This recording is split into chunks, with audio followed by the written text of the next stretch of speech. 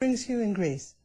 I'm here doing research for my next book, which is going to be out in a year, and it's about climate change. It's about the ecological crisis, and it's looking at how the economic crisis is being used to really sacrifice the environment, to say to countries caring about the environment, caring about climate change is a luxury that you can't afford in the midst of an economic crisis. And I think this is quite disastrous, and I think Greece is a very strong example of what I'm describing. Where are you going to focus your research? In which areas of Greece and on which topics? Well, I first started looking into this because of the conflict over the gold and copper mining near Chalkidiki, and because it's a Canadian company and I'm Canadian, and so in Canada we're sort of following this issue of scories.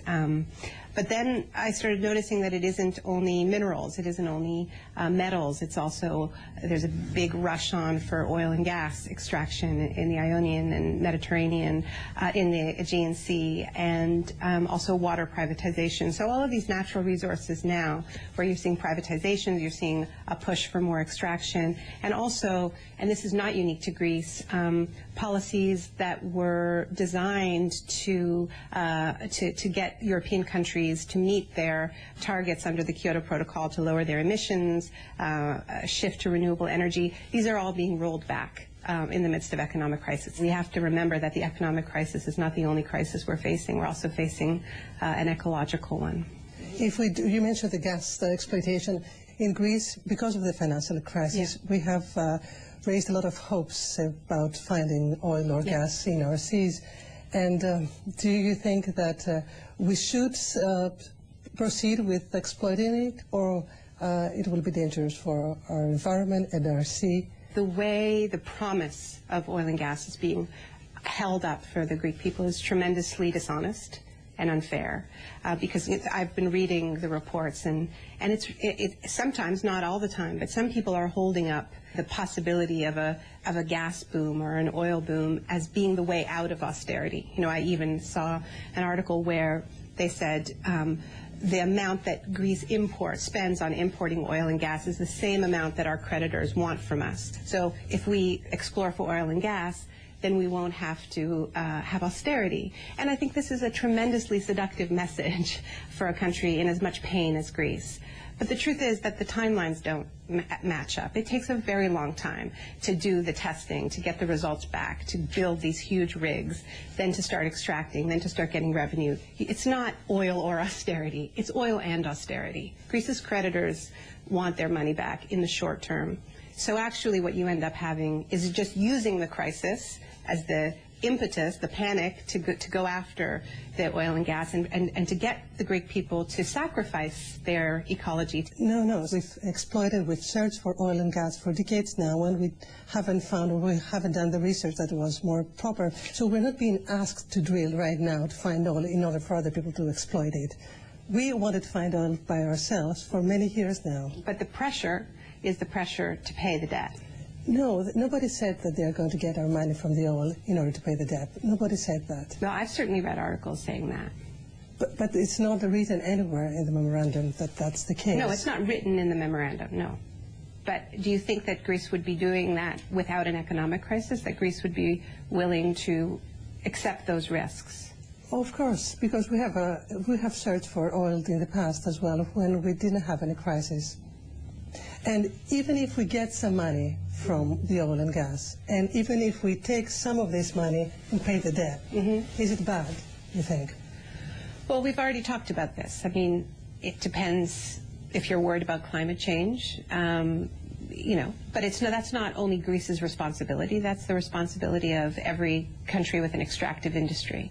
But I do think that this moment in history where we've just passed 400 parts per million of carbon in the atmosphere, and where the climate crisis is becoming increasingly intense, that to decide that now is the moment where you really want to get into fossil fuels, when actually you have such huge potential for renewable energy, that to me seems like a strange decision, especially because it can carry such tremendous risks of accidents. Now let's go to the shock doctrine. If you can explain to us what exactly did you mean by the shock doctrine, and why did you research on that topic? Yeah. Well, the shock doctrine is the phrase I came up with to describe the use of crisis to put through policies that are so unpopular that you could not put them through without a crisis. I'm not arguing that the crises are created in order to exploit them. Like even the debt crisis. No, they're not creating it. They're just not fixing it, and they're letting it fester. How does this theory applies to what's happening today in Europe? What's happening in Europe is a pretty classic example of what I wrote about in the book. You have a crisis that really was created by the banks. It began on Wall Street, and instead what started to happen is they passed the crisis on to the people who hadn't created the crisis. But they told them, it's all your fault.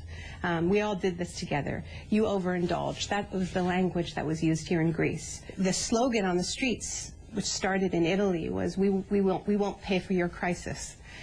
Because that's really what's being asked of people, is to pay for the crisis created by the elites through cuts to healthcare, education, public sector salaries, and then ultimately the auctioning off of the state's assets, whether that's water, oil, gas, trains, airlines, whatever's left. Most countries have already sold off those things, but in Greece, I think there's a particular frenzy because Greece actually did not go the full neoliberal way. Right? Greece still has state assets that have not been sold off in previous shock therapy experiments. So there's a lot of interest in those assets. But you don't think that Greece as a country can get some money out of this privatization? If you're interested in getting, you can get some money, but I don't think you're going to get a good price. Because people with a gun to their head are not good negotiators. There's a desperation in this moment in Greece. So if you are interested in what was best for the Greek economy, and that's where the oil and gas comes in, if you're thinking long term, then you would hold on to those assets until at least until you know how much gas you have. This is a terrible way to do business for the country,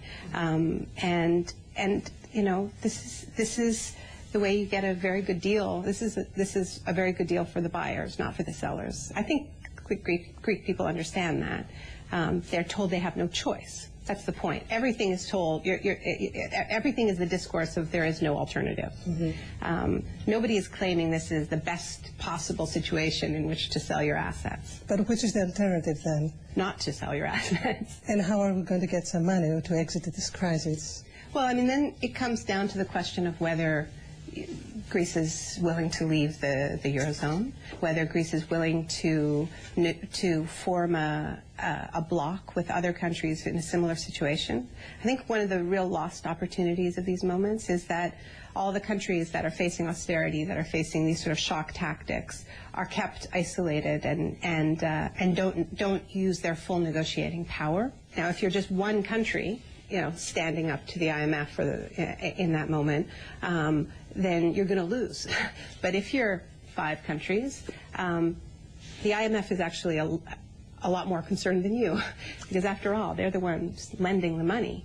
And this is always the great fear of international finance, is debtors' cartels. Now, we have a debt crisis, and we were in the brink of not having money to pay wages and salaries. That's why they said they wanted to lend some money from abroad. Did you have any option? Is that the question? Like, did you have to take their bailout? Is that what you're asking? Yes, that's the question. If we had any other option, you think? I think that they probably could have negotiated better terms. I do think that. But, the Greek people were lied to on a lot of different fronts. I mean, you had I think you have an economic crisis in Greece, there's no doubt, but you have a democratic crisis in Greece. And I think that that's a huge part of what's going on here. And what do you mean? I think that people are losing faith in democracy in this country, and because most people's definition of democracy is that you vote for politicians. They do things that bear some resemblance to what they promised they were going to do. And also, you vote for politicians who have some power. And what I see is a tremendous sense of helplessness. I mean, all of your questions today is just they're all about no choice, no choice, no choice, right? There was no other choice. this message is just being drilled into people. You have absolutely no choice. No matter who you vote for, nothing changes. If people hear this enough, they will completely lose faith in democracy. And they should, because that's not democracy. You have to have some power over your destiny, some idea that collectively you can reshape the kind of country you have. It can somehow reflect your desires, your dreams, your aspirations as a nation. And what has happened is that being part of the European Union has become this prison for people, where they didn't realize, you know, they became part of the Union during good times, and they didn't realize that they gave up sovereignty, they gave up the power to actually affect their economy. And this is a very dangerous and scary thing to do to a country, because people need some kind of control. And if they're told again and again by their politicians and by their media that they have no choice, no control, the power is all elsewhere, then they will find, the other choice? They will find some part of their life that they can control. And that may be scapegoating immigrants. You know, that may be, you know, the rise of these extreme ideas. But people will find some area where they can have some control. And that to me is the scariest part of what this message. There is no alternative. There is no alternative. The power is elsewhere. But what are the Renegotiate the terms of your debt. Maybe with this theory that somebody else is to blame, Greeks forget that for years now we were living beyond our means.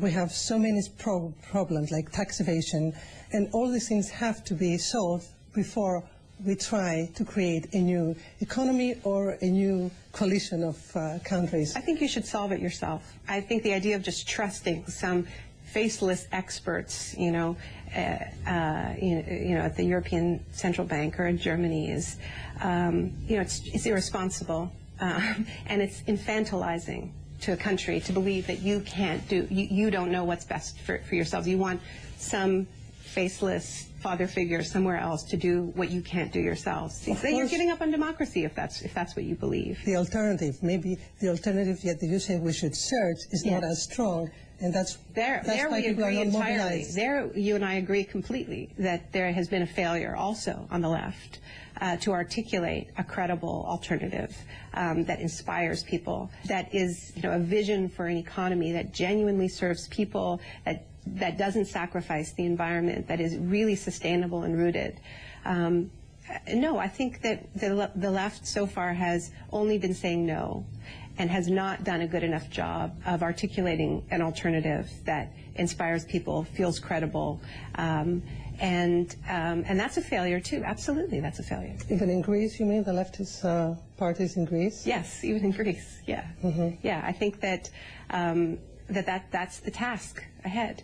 And it's a tremendous responsibility, tremendous moral responsibility to show people that there is another way, that there is real hope, that it's credible, because we're seeing the rise of neo-fascist forces filling that vacuum and responding to people's sense of powerlessness in a way that's terrifying. So it's a moment of great responsibility for the left. In this country, not just in this country, but I would say especially in this country. And you get no argument from me, you know, saying that we've done our part. No, I don't think that the left has been visionary enough. And what advice would you give to Greeks?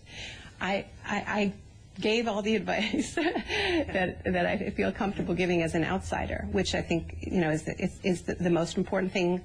The two most important things that I think need to happen is that all the countries that are being prescribed unacceptable levels of austerity need to get together and negotiate as a bloc. And the other thing is that the left needs to get more, you know, articulate and more visionary in providing a vision of another way of organizing the economy. I think that the left is so scared of being cast as extremist, you know, because that's been the discourse in the media here. You have these two extremes. You've got Golden Dawn, and then you have the left. And I think it's an absolute false equivalency. And the danger of that is that it creates a left that is so afraid and so moderate that it doesn't provide that alternative. And that, to me, would be a great shame. All right. Thank you very much. Thank you.